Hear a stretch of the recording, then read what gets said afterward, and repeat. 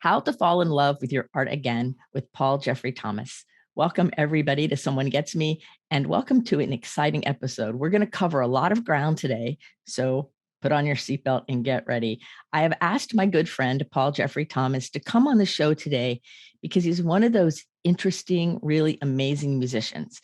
The first time I heard one of his songs, it was on SoundCloud, I believe. I was just stunned at his talent and the depth of the meaning of his lyrics. And then I learned that he wrote the song. And so then I said, you have to be on the show. So welcome to the show, Paul. I'm so glad you're here. I have so many things to talk to you about. Thank you for taking the time out of your busy day for us.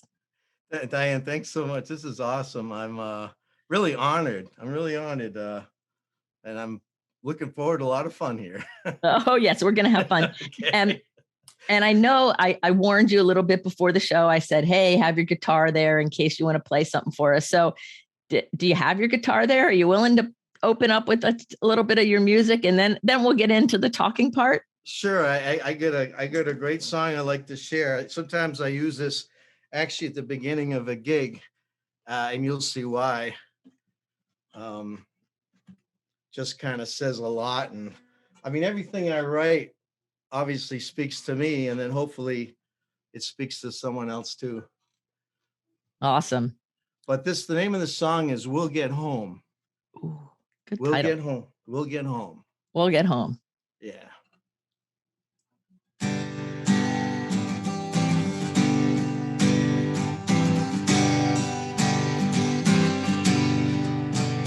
We are here, everybody, trying to make our way. Baby, please don't cry. Release those fears. You're somebody. Just a little courage, baby, you will fly. I know tears, and I've been cloudy. The rain will always give way to new sunshine. Step out from the shadows, precious stone. The greatness that you are is not unknown. All the paths in life that we all roam will bring us all together, birds of many feathers. No matter what the weather, we'll get home.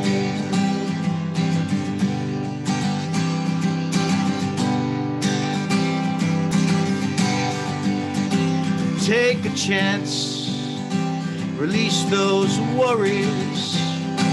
A leap of faith is all it takes to leave behind that old trance that blinds your story. Turn the page, start to engage your peace of mind. Step out from the shadows, precious stone. The greatness that you are is not unknown. All the paths in life that we all roam will bring us all together, birds of many feathers. No matter what the weather, we'll get home.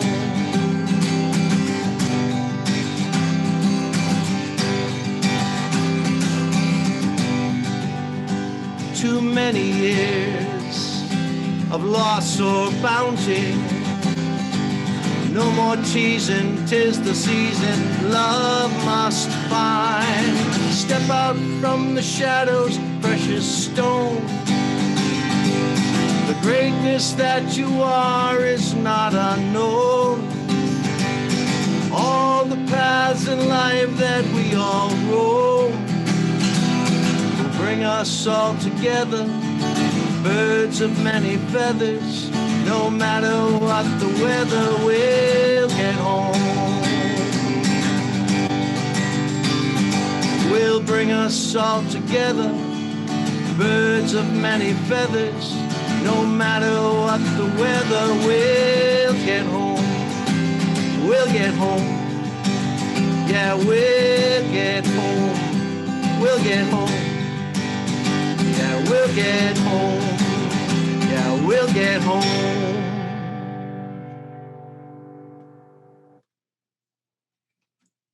Oh, I love that. Thanks, That's Diane. beautiful. So let's learn a little bit about you, um, like the man behind the music for a second. Um, so tell everybody a little bit, and me too, because I don't really know these things yet, a little bit about how you got into music. Like how old were you when you started playing guitar? Was that the only instrument that you play? Like how did you get started and how did you get going? Like the beginning story. All right. Well, from a very young age, I really was attracted to music. And, just on the radio, I grew up, I was sort of, well, I was born in, I don't know if I want to give that away, but I was born in the mid 50s. Okay. So in a way, I had the benefit of the music revolution, but I was a little bit behind. So I think I was able to take the best of it. You know what I mean? Because it was a mixed scene and all that. But the music I found that was coming out in the 60s, I found, I didn't realize at the time because I hadn't come into my own spiritual consciousness yet. But it was very spiritual. It was electric. It was revolutionary. People were really delving deep into social consciousness and spiritual consciousness. And somehow I picked up on that. And so that's what got me started into music. And I also love playing guitar. And so songs with, good guitar, I always attracted me. So then I realized I've been kind of reading a lot of mystical stuff since the 70s, And so I realized through my own kind of spiritual awareness that the reason I was attracted to that music was because of the message and the spirituality, in a lot of it at that time, especially. So, it was just a kind of a movement was going on. Again, as I said, I was really probably the generation after them, Right. but I picked up on a lot of it and it really inspired me. And so, the first thing I started doing was learning guitar in sixth grade, actually. Aha, And that's cool. I That's cool. know my first teacher was a nun, actually. She So taught that you was, guitar? yeah, my first year of lessons was a nun in sixth grade. So that was kind of interesting. It wasn't bad. She was kind of cool in her own way. But then I did a lot of self study, and just to make a long story short, self study. I went back to school for music. I studied classical guitar and composition, and then I took some extension courses at Berklee College of Music in Boston. I got a master's certificate in guitar and a professional certificate in jazz guitar, and also got just kind of a simple certificate in bass, because at the time I was playing bass in a band, and I just figured I'd pick up some pointers. So it was cool playing bass. I learned that bass is a very spiritual instrument. It's very foundational, and I actually had a really it helped me become a better guitar player playing bass. Uh, so that was interesting. But anyhow, I took all those courses and just been trying to do stuff. Songwriting came to me really early. uh, I'm just saying this as a matter of fact. I would just be in my room as a kid and make up stuff. Right. And then, of course, the technology isn't what it is now. So I actually had kind of old reel to reel in my room, a Right. small one, not the big ones, this little like dinky one. And I would, record songs on it. And so the first gigs I started doing were coffee houses in the 70s, and then but I listen to everything. I mean, almost everything. I mean, I listen to almost everything: classical, jazz, uh, chants. I love world music. Actually, before it was a thing, I'm Lebanese, so that stuff was in my blood. So I used to be attracted to like music from the Middle East and also Native American flute music. I love that. Uh, I'm just talking a lot here. Sorry. So I have a question or Yeah, something please. that really rang true for me when you were talking about how the music just spoke to you when you were really young. Yeah. And what went through my head was, well, his soul was connected to that music. And you just elaborated and basically said your soul is connected to that music and still is, as part of who you are as this really cool, gifted, creative person. So I'm wondering if there was any time in your life, especially when you were younger, where people didn't understand you, where you felt kind of either misunderstood or just simply not understood with the way you did the world, because it just sounds like you came in with this open soul to something that was so beautiful and creative. And I'm wondering, like, what your parents did, what the other kids did, like, how was your life when you started stepping into that part of you, or did you hide it? No, the thing is, I wasn't even, in retrospect, I can see all that. But at the time, in the moment, I was just a kid. My parents told me I was always a happy kid. And I always had this fascination with God and spirituality. My parents thought I was going to be a priest, but I liked girls too much. So sorry. Well, But maybe you're doing a ministry in an equally powerful way through your yeah, music. yes, thank you, Diane. Thank you. I so much appreciate that, because that's how I think of myself now. No matter where I sing and play, not in a churchy way or religious way, but I feel like that's the purpose of music. Leo Fender had a quote. He said, "Musicians are emissaries of God." I never forgot that. And I feel like that's a sacred role we have. I know in a lot of what I call earth cultures, like in Africa, Native Americans, Right. music is considered sacred and healing for the people. And I always believe that. I really, especially when I came into my spiritual and social consciousness, I became very aware that I wanted to do something positive with it, not in a contrived way. I just write what comes out, but I'd like to feel like that's what we're supposed to do. Let it come out, and hopefully it can touch and heal the tribe in a sense, And Well, that's right. just my role. It's not all the roles, but it's my role. And I consider it, I cherish it. I cherish it every That's, day. I say to the creator, I am grateful that you gave me music as a gift. Now, I don't want to get emotional. well, to Stuff me, it is really, this stuff see, really, it chokes me up. yeah, to me, it is really emotional because it's a sacred calling, and you understand the sacred. I'm getting goosebumps. You understand the sacredness of that, and like, we've talked before about social contracts and how that it's so vital and important that we all like really have reverence for music, the creation of music, and how it sings to our soul and helps show us the way, helps us understand and make sense of the world in some way, shape, or form. So, how does your personal interest in philosophy and higher dynamics, we'll say, how does that influence your music, your writing, and your music? Well, I feel every art reflects the artist, no matter where they're at on their path. And Mhm. so mine, we were talking earlier, about a bio and all that. I feel like the songs are my bio, you see. Yeah. And so a lot of times when people ask me for press kits and stuff, I struggle with that. I'd rather send a song and say, listen to it. This is me. Um, you know, but that being said, I feel like the art comes through the artist. And so what I see is what comes through, and then I write about. I use my hands a lot, obviously. So Right. And so always that being. make so that means that you have to be open on some level to be the vessel in order to do that. Yes, yes, and that's how I write actually. Sometimes, I'll get, like, one little line. Mhm. Sometimes I'll hear a melody. I Right. mean, actually, I hear music almost 24/7. Um, I mean, sometimes to a point where I need to get some sleep, but it's, I'm grateful, I'm grateful.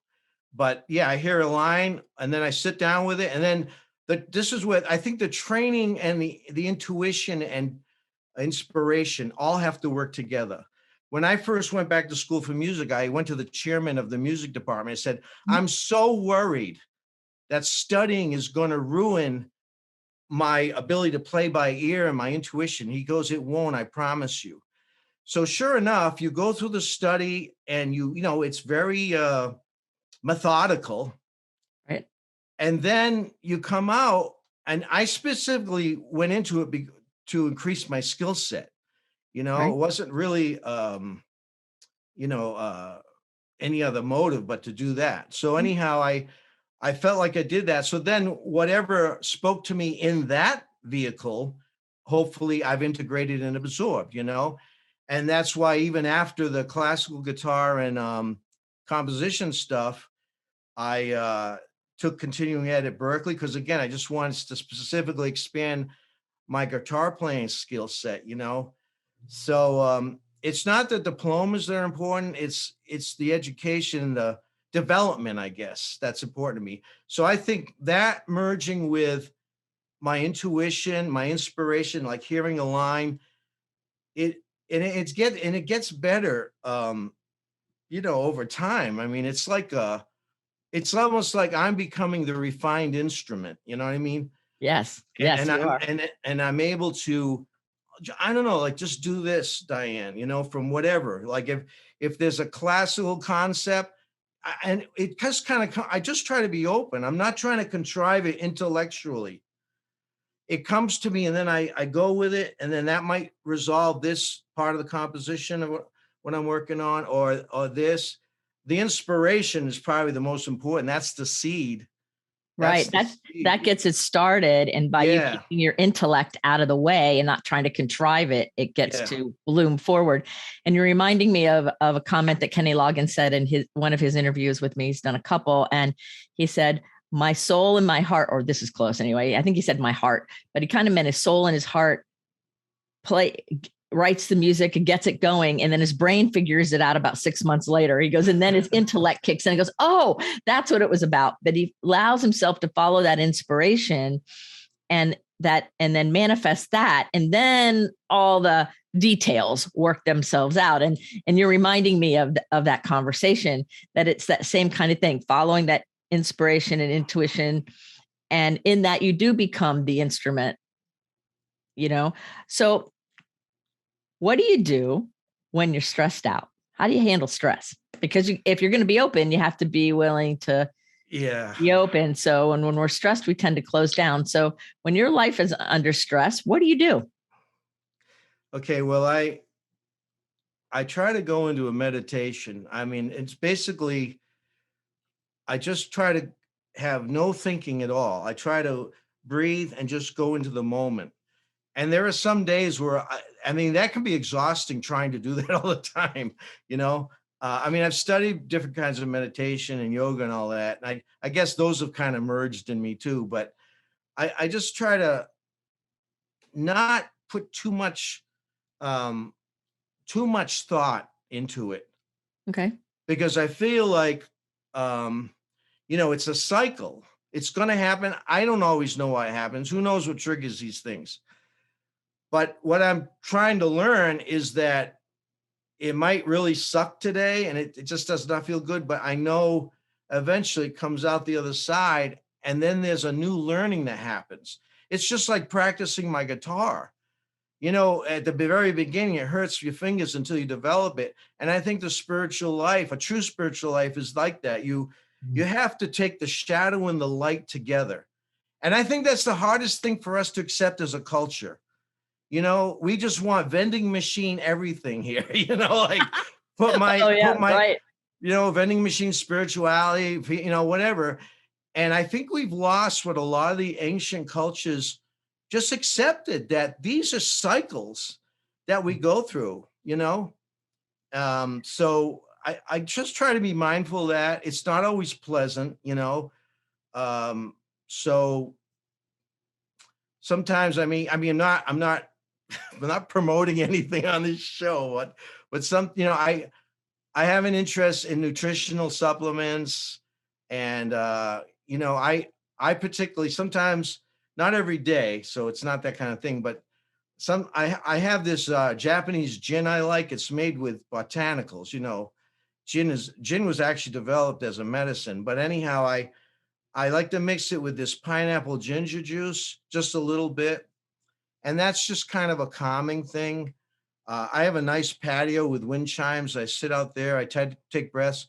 I also do Tai Chi. I study Tai Chi. So Tai Chi, and the probably the biggest thing is riding my bicycle. Honestly, I Yeah. just love riding my bike. Boy, that just puts me in the zone and right in the moment uh, with everything. It's just, I suppose that should have been the answer I gave you first. Well, all of this, well, but see, Paul, all of those things are the answer because I really believe that because we're multifaceted, multi-dimensional, multi-potential type people, that it's not any one single thing Yeah, that we're going to turn to when there's a lot of stress. We might go sit out and meditate and breathe, but there might be a time where we need to get up and move, and the bicycle is what does it, because that helps harmonize the brain, the movement and the coordination. It's actually very healing for the body.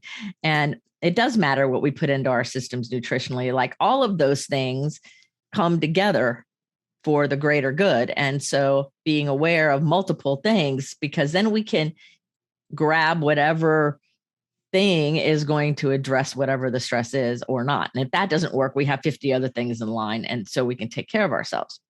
that's an excellent point. That's an excellent point, and that really helps me to focus right now with myself because that's exactly what happens. This might not work. Oh, I need to get on my bike today or whatever. Like you said, we need to have a palette of options, right? Right. I Right. mean, that's so awesome what you said. That really helps me. Thank you. Well, thank you. So now, has there ever been a time in your career, because you've been playing guitar a long time and you've had a lot of training and you've played a lot of places, and you've written a lot of songs. So has there ever been a time where you kind of fell out of love with it, where it didn't have the magic that maybe it has now or did in the beginning, where you were kind of disillusioned? Has there ever been that time? Well, there is. I don't know if disillusioned, but I worked in a music store in the 1980s for about 4 years. Mm-hmm. And I got to tell you, and I say this with all due respect, all right? But hearing people play like Van Halen licks all day while they're trying guitars and amps and just hearing people, and that's what you do. I mean, I do the same thing when I go in a music store, but I'm saying working there on like a shift or whatever and Mm-hmm. hearing it all day long, I used to go home and I couldn't even pick up my guitar. It was just like my brain was, uh, I don't know, saturated or something. Right. So I Yeah. don't know if that makes sense, but that's the first thing that came to my mind. That's probably a period where that was happening. Right. Uh, I get in and out of inspirations. Um, I mean, I try not to pay attention to the number of my age, because inside I still feel pretty young. But you know, time marches on, as they say. But sometimes if I'm start thinking too much and I start thinking I should have done more with this or whatever, I can really get myself in a rabbit hole of discouragement. And so I have to be really careful of that. Okay. And so those are moments. It's not like a long stretch of time. Um, although something else just came to mind. Can I share this? Sure. Sure. Okay. There was a period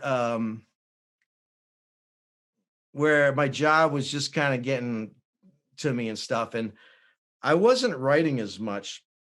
And this goes back about 4 years now, before the pandemic. Actually, a couple of years before the pandemic. But I went to meet. Someone told me that this Unity Church was looking for a musician. They were going to pay and everything. And they said, "Why don't you talk to Paul? He might know somebody who can go there." So I met with the pastor, and when I walked in, I thought, I'll do this. Something hit me there, and I was there a couple of years.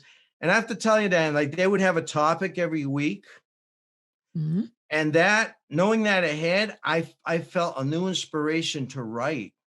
Like every week, I was writing again because I was motivated. They didn't tell me to do that. That's what I mean, they would have been happy if I played a Neil Young song. It doesn't matter.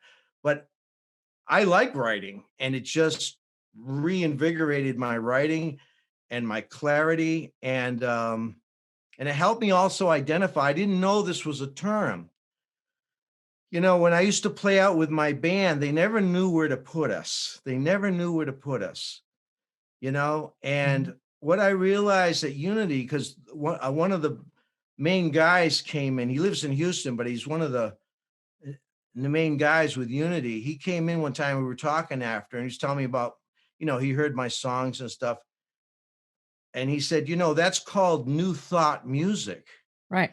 I said, I had never even heard of that. That's actual category or whatever. He Yep. said, yeah. It And is. and that again opened me up, not in a religious way, but just in a self-acceptance way. My path is coming through my songs, I hope. And that's what New Thought music is. New Thought is open, right? Yes.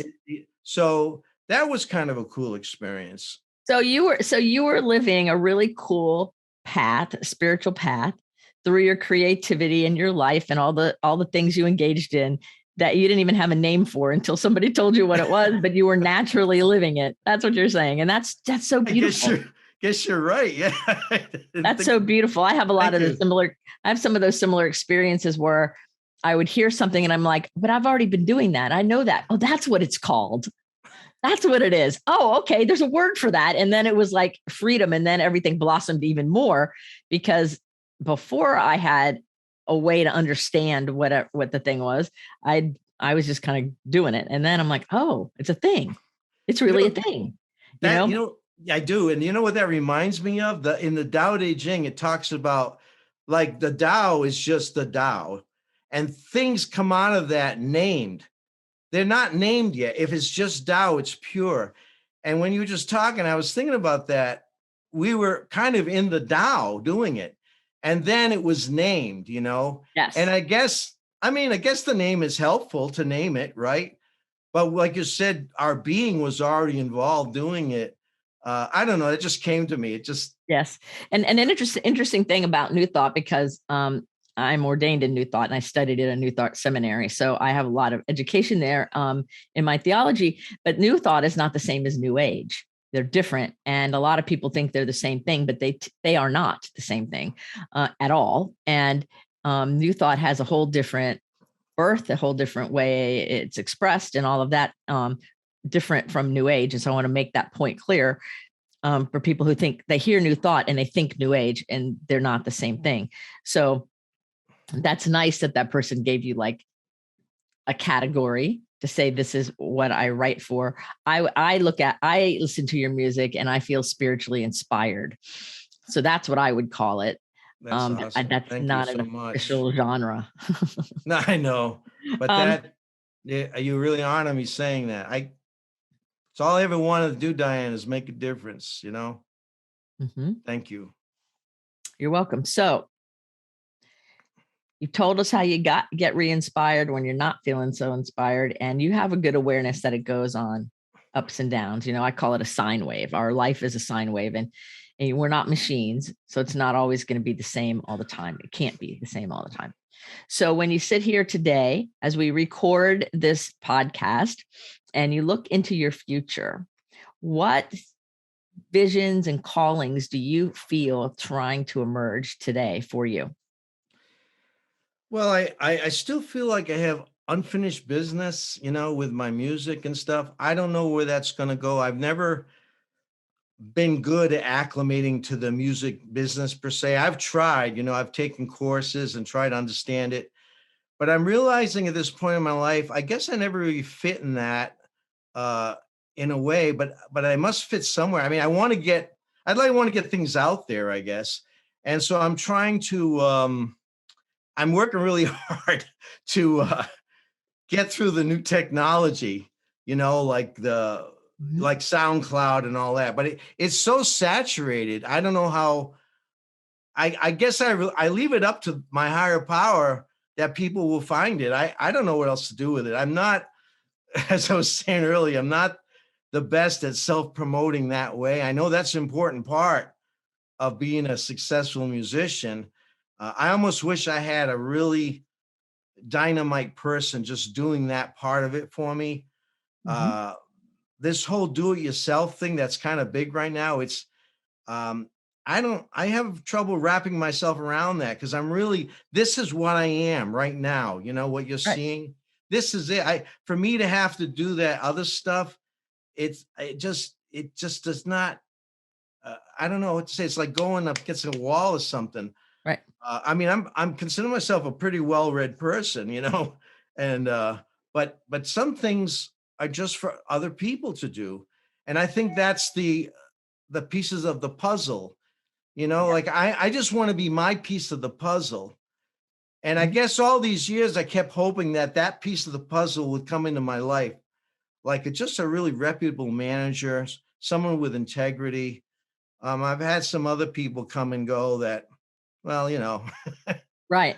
that's all Right. I'll say. But So talk a little bit about your belief and understanding and being connected, not only connected to your audience, but connected to your music and connected to your higher power. How does connection in general as an idea, how does that influence you? wow. So yeah, I think they're all merged. Mhm. Like music for me is like breathing. Okay. Now breath, you know, in ancient scripture is considered the spirit. In fact, in the ancient language, ruha, I think in Hebrew means breath. Mhm. That word for spirit, ruha, actually means breath. So breath is spirit, and music's like breathing for me. Um, so just ask me again. What was the original question? So I what got the whole idea of connection, being oh, connected connection. Yeah, I'm internally, sorry. connected to spirit and connected to your audience or All the right, everybody who's listening, how does that influence you? here. First of all, this is the best Breath. thing I say. When I'm playing my own songs, when I'm singing, playing my own song, it's the most integrated I feel as a human being. Okay, Beautiful. Mhm. psychologically, spiritually, musically, it's the most emotionally. It's the most integrated I feel as a human being. So I Oh, that's guess all the in between time is me just trying to get to that next, you know, thing. But I know life is more than just that too. You know, I mean, that's really important to me. mhm. And I guess, you know, you can't do anything 100% of the time. You know, like they say, you can't stay on the mountain, you have to come down. But honestly, that's where I feel the most connected, the most integrated as a human being. So the other things are pieces of that, Diane, if that makes sense. Like Right. the things I read, my Right. meditation, Tai Chi, or just practicing guitar, working on a song is I feel very connected working a song because I know it's coming from somewhere else. I'm not just saying that. I'm Yes. immediately grateful. Something has opened a door for me. Mhm. Now I'm going to get choked up again. I just think that's a gift. It's a gift of love. You know, it's a Mhm. gift of love. And so I feel very loved by God when a Right. new idea comes to me. You know, a new That's musical. beautiful. So I don't know if that answers your question, but Oh, best. it's beautiful. So I have another random question that's really not about music, but it's about it. It's a fun question.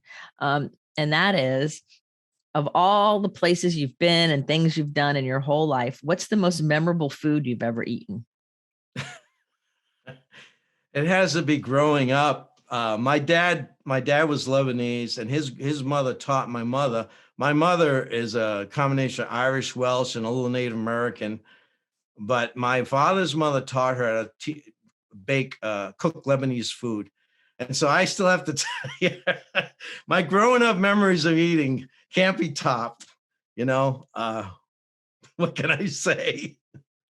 So you had a combination of all those foods, Lebanese and Welsh and everything. Like Well, your yeah, mom she. cooked I mean, everything. she also did corned beef and cabbage, you know, and Uh-huh.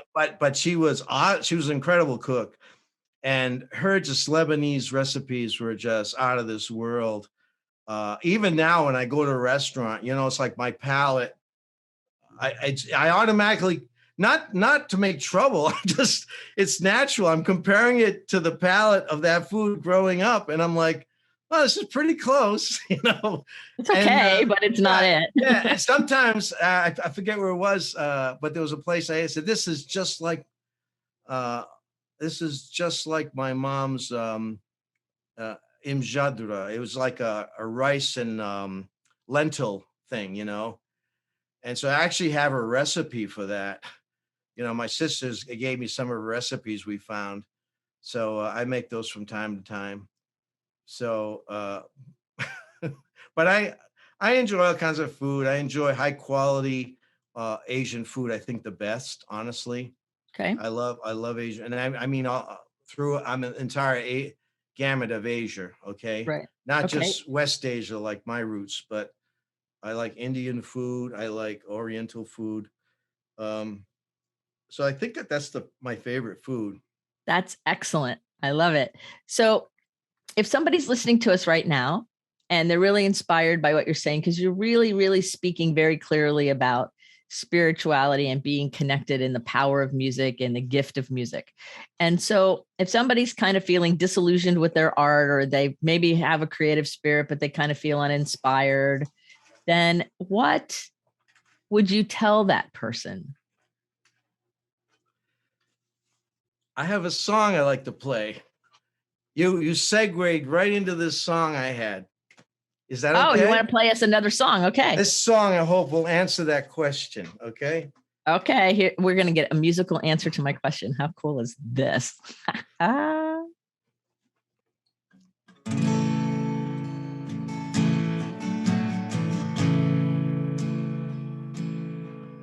As I search for the fine things dwelling within man, it's like diving for pearls in an ocean of quicksand. I couldn't get through it without a helping hand. I'm so grateful for the light that shines so I can land all the fine pearls here in this world, one at a time. Slowly I find when I'm unsure and need to endure. That's when I climb higher this time, making it mine. It's so easy to get lost beneath the crashing waves, but the deeper I go and explore these hidden caves, there's a treasure inside that every rough surface contains. I'm so grateful to find a pearl of great price in this maze. All the fine pearls here in this world, one at a time. Slowly I find when I'm unsure and need to endure. That's when I climb higher this time, making it mine. There's always a crack in the stone that I can peek through. Throw me a line when it looks like I need a clue. I don't have to walk alone, I know I need you. Give me the eyes to see a better view. All the fine pearls here in this world, one at a time. Slowly I find, and when I'm unsure and need to endure, well, that's when I climb higher this time, making it mine. That's when I climb higher this time, making it mine. Oh, that's when I climb higher this time, making it mine.